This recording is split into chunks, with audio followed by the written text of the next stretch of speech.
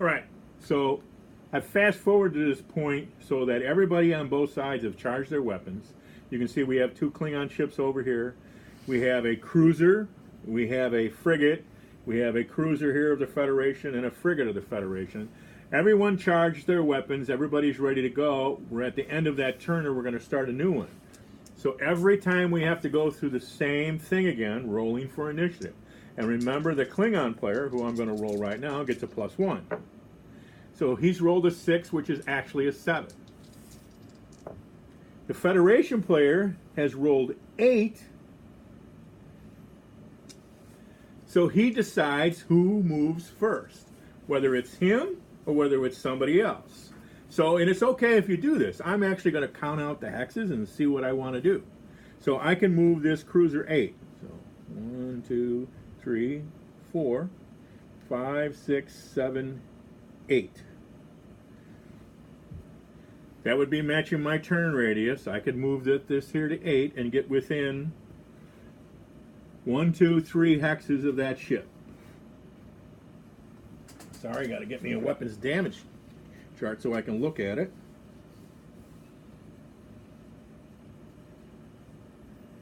So that's exactly what I'm going to do. So I'm going to get me a turn marker, and I'm going to decide that I'm moving this ship first. So I'm going to go 1, 2, 3, 4, 5, 6, 7, 8.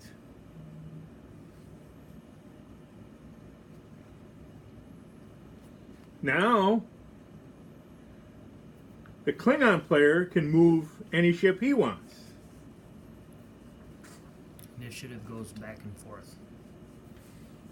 So, basically, the winner of initiative can decide always to fire first, which you always should.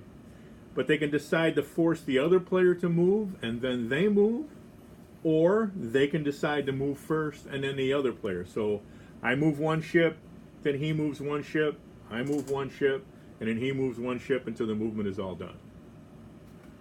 So now I'm going to move this ship. 1, 2, 3, 4. I'm going to put down a turn marker that I turned. That's what I'm moving here with this one. Now I'm going to move, the Federation player is going to move his next ship. 1, 2, 3, 4, 5, 6, 7, 8. So if I move 1, 2, 3, 4, 5 and put a turn marker down, 5, 6, 7. I've gone my 3, so I can move, turn again, 8. That's the decision I do there. And then the Klingon player,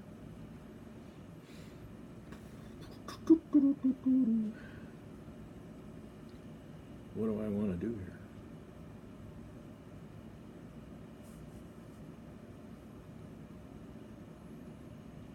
Well, we're going to have a little Donnybrook here, and I could run away. And maybe that would be the better part of valor right now, to run away. But I'm not going to. I'm going to say today's a good day to die.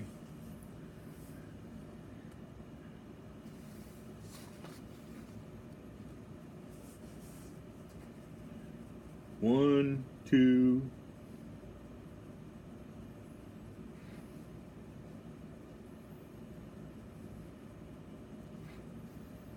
And I'm one hex away.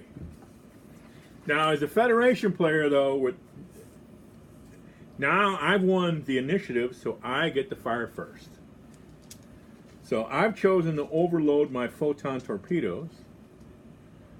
And I switched to a cruiser, so I got to get a cruiser thing.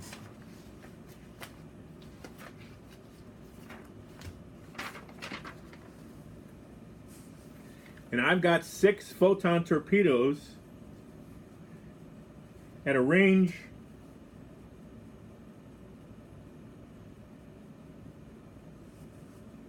of 1. And at that range, I can't miss. Can I see the sheet real quick? I'm going to show them just so they know what you're looking at there. So right down there, photon torpedo table, at a range of 0 to 1. overloaded, a 1 to 6 hits. So anything he rolls on a die, 1 to 6, which is everything, hits. So basically, we have a condition here where all 6 photon torpedoes are going to land on the front of that ship, and they're all overloaded. Now, this is where Aaron's program comes in with the math. So they all hit. They do 16 points of damage each. So basically, the front shield of this ship is completely ripped down, and it's a smaller ship. It's this Klingon War Destroyer here. And I've done so much damage to it that the front shield will be gone, and I'll probably do half those boxes in internals, meaning half those boxes you see that are either blank or red or green or blue, meaning their power, their weapons, etc., etc.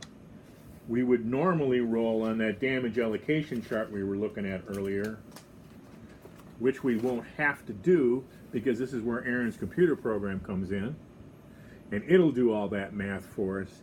That ship is basically a burning Hulk.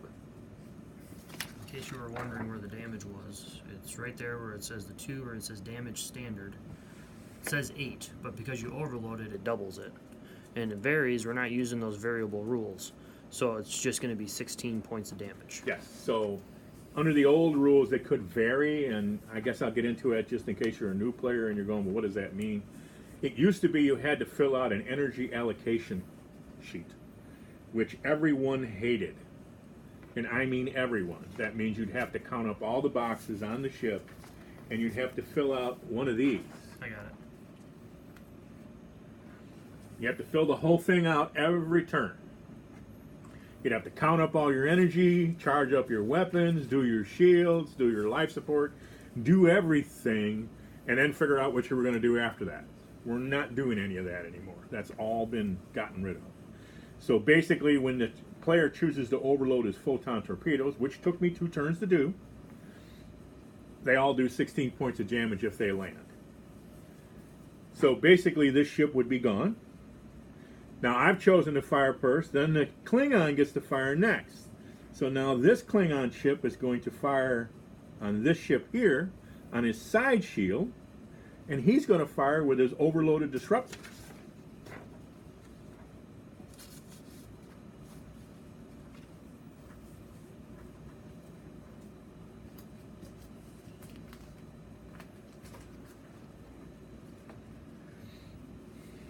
And he has 4 overloaded disruptors, and he's at range of 1, 2, 3, right?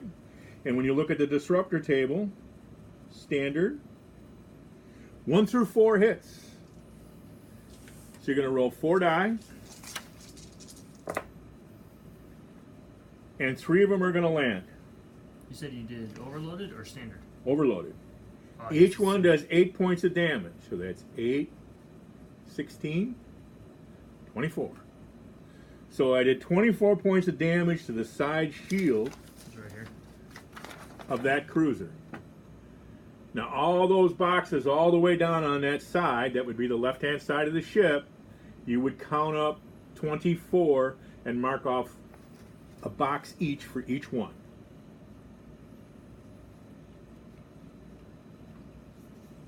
Which didn't even take out his side shield. So his side shield would still be intact. Now I could also fire my phasers.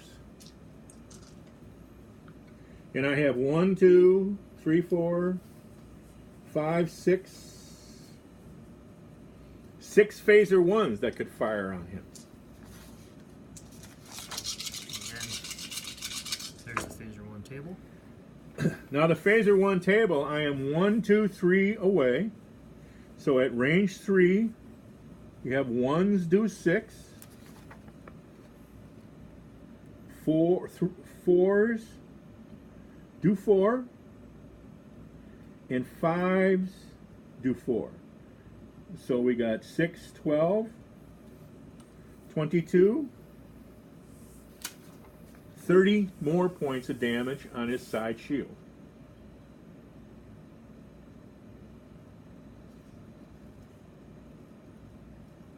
Shields just went down. So now the shield on that ship is gone, and it'll be gone for the rest of the engagement. So if If I get shot anymore on that side of the ship, it goes directly inside.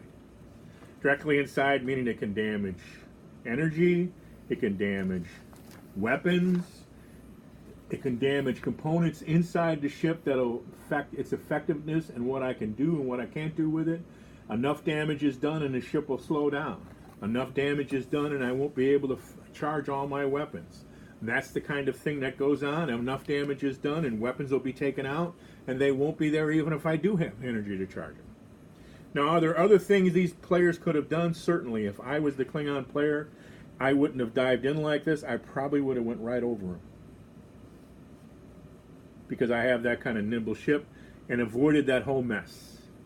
And then he would have taken all the damage from the Klingon player. So there's a strategy involved that you guys will be playing in the game about what you're doing.